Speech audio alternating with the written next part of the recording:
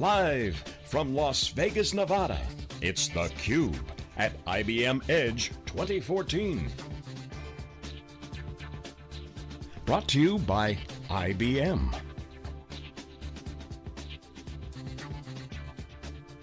Now here are your hosts, John Furrier and Dave Vellante. Okay, welcome back everyone. We are live here in Las Vegas for the IBM Edge conference. I'm John Furrier, the founder of SiliconANGLE. And this is theCUBE, our flagship program. We go out to the events and extract the signals from the noise, broadcasting live, shifting it over to YouTube, and bringing out data, finding out what's going on, finding out where the stories are, where the action is. Our next guests are Steve DeLuca, SVP of Sales for Microstrategy, and Ray Scardelli, VP of Sales and Marketing for Microstrategy. Guys, welcome to theCUBE. So the show here is pretty awesome. Tell the folks out there real quick, what's Edge all about this year? What's going on with the event, and what's the vibe? What are you guys seeing? Well, you know, I think for us, it's learning about some of the new features and functions that IBM has put together in their products. The mix between business analytics, big data, power, and storage, and how that all converges for the betterment of our customers.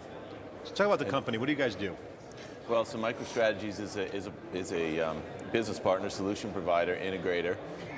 We focus in two areas, business process solutions and infrastructure solutions. Around the infrastructure solution space, we're primarily IBM, and we have analytics practice, security and mobility practice, infrastructure solutions practice, of course, and cloud solutions practice, as well as our business solutions, which is primarily enterprise content management. Ray, what are you seeing for your company's activity out there? Is there traction with IBM on the infrastructure side? They're saying infrastructure's back. Did it ever go away? I mean, it was never gone. You know, it's funny because we've been in a number of sessions. We're talking about cloud, and virtualization, and we've seen that. We've been in the business for many years. We've seen cloud and infrastructure being around for many more years than what we're seeing now. But from an infrastructure standpoint, we've done a lot of cloud enablement. We've done a lot of hybrid cloud and hybrid solutions around the cloud. And you need infrastructure for all of that. You need mainframes. You need power, System X, and storage, and wrap it around with solutions and virtualization.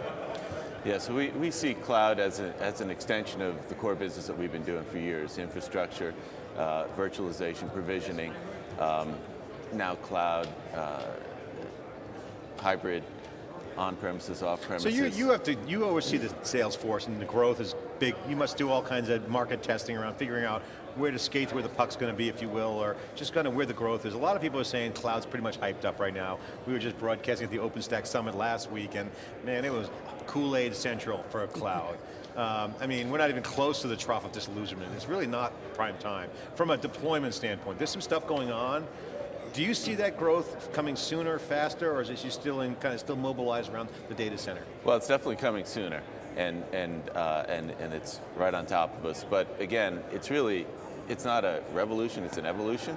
So customers that are doing it and deploying it are really taking what they've done a step further now, and we're well positioned to do that because that's what we've been doing, right? And now you mentioned anticipating where the growth is. We've had an analytics practice in place for over 2 years. So it's already well established and doing That's very probably well. In the cloud. You're doing a lot of cloud analytics. That seems to be a nice solution for the cloud. We're getting into that space. We've been doing it with customers in their data centers, in their marketing and financial departments.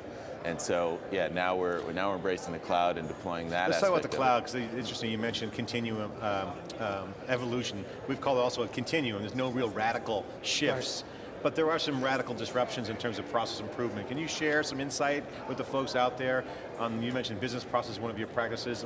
That's a business process. Looking at agile on the development side is certainly interesting, but when you come in and saying, hey CIO, here's your value chains of how you do things, what areas are being tweaked, if you will, in the process that you could share? Well, so that's a good question because it changes every day.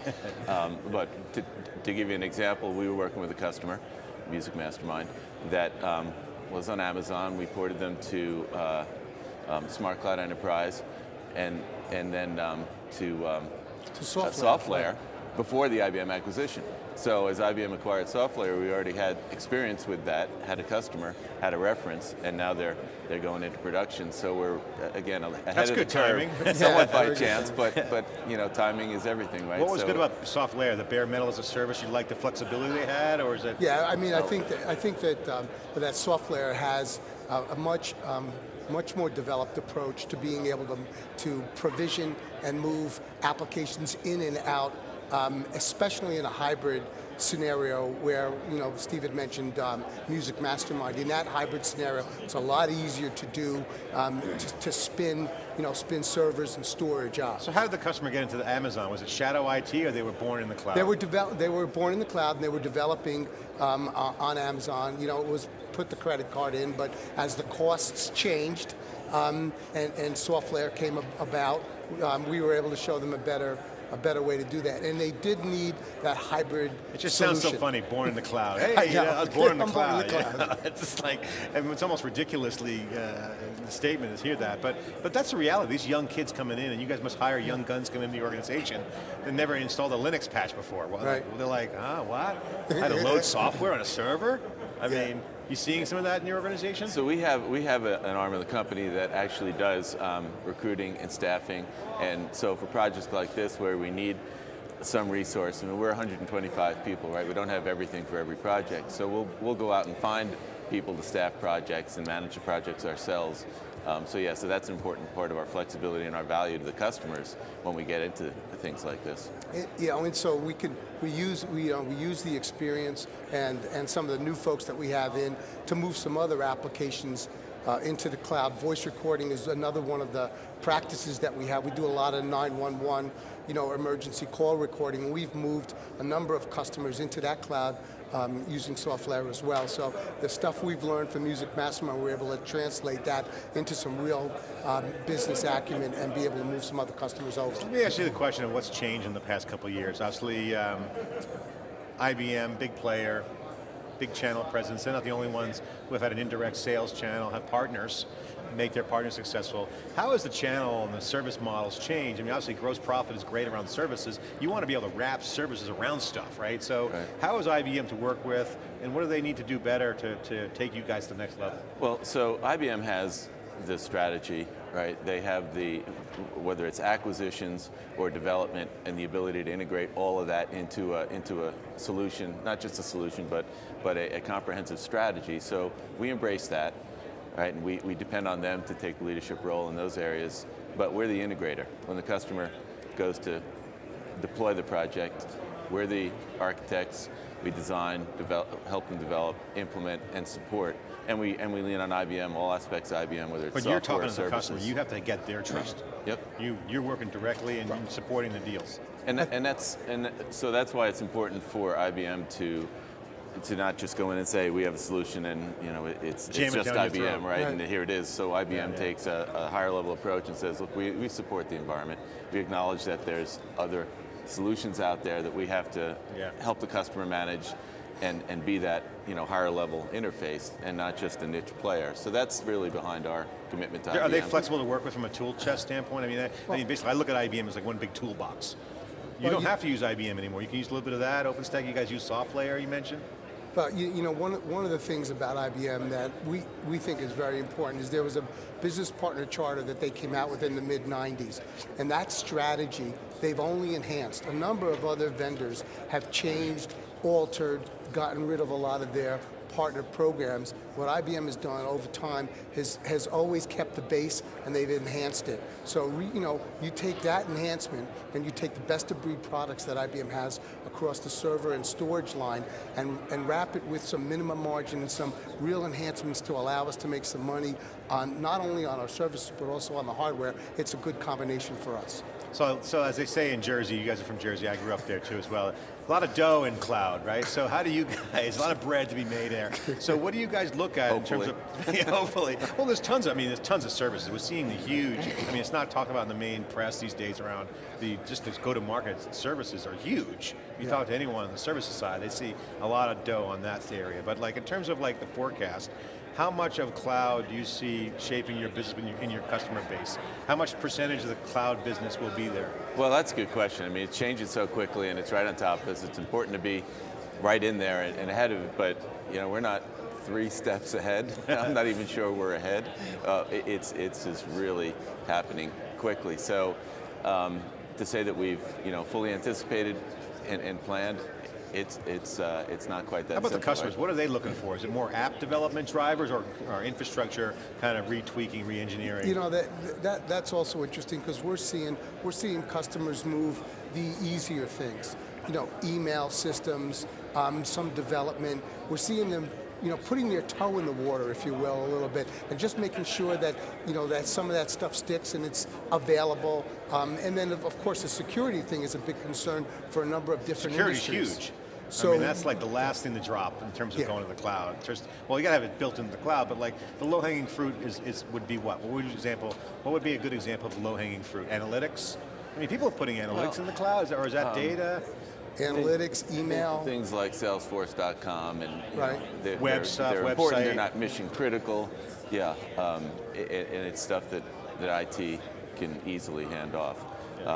But we're used to dealing with enterprise level clients, and they're not necessarily putting their mission critical stuff in the cloud just yet. And there's a lot of workload considerations. You got to look at security, the data compliance issues. So there's a lot of private cloud deployment going on. It makes a lot of sense, right? Provisioning, utility-based pricing, chargebacks, all that stuff makes a lot of sense, and incrementally going forward with the more important mission-critical applications. But there's a lot of infrastructure still being deployed, and it's going to run somewhere, right? Yeah. So it's not infrastructure matters. It does, and it's going to continue to be there. Talk about your customer base. You guys have a small, medium-sized business operation. You have large enterprises. Is the geography regional? Are you guys global? What do some of your customer bases look like? Well, we as you mentioned, we have from industry, enterprise, mid-market, and SMB, and we're northeast based. So we're New Jersey, New York, Mid-Atlantic. Boston to DC. Boston to DC. We're trying to expand to, and we're mostly regional. And the way we manage, you guys have other vendors in there, not just IBM, right? You work with other like HP, and other. Yeah, we're primarily IBM. We're a Microsoft IBM. partner on the business solutions side. Okay. For as well as Alfresco Autonomy and those players in that space, ECM.